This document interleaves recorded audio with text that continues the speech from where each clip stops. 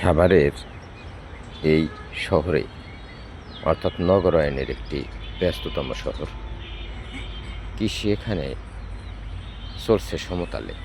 এখানে ফার্মি রয়েছে এবং নামা জমি, এই লালমাটির সাভার নামা অঞ্চল রয়েছে, সেখানে কৃষি চলে, মাঠ ফসল, আর রয়েছে বিভিন্ন ধরনের খামার। এখানে কৃষির ব্যাপক সমারোহ ঘটানো হয়, যা জীবনবৃদ্ধির জন্য খুবই সহায়ক। ভোরের প্রথম কাজ গোশালা এবং সার পরিষ্কার করা, যেটা খাবার দেওয়া হয়।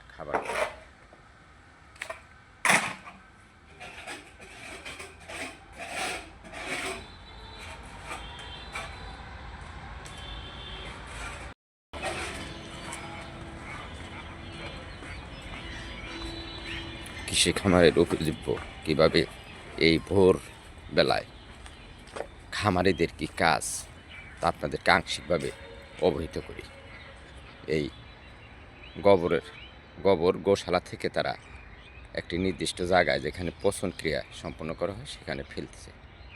এই সকালে দেখেন, শীতের মধ্যে farming work in this country, my working people of farmer. সুন্দর পরিবেশ।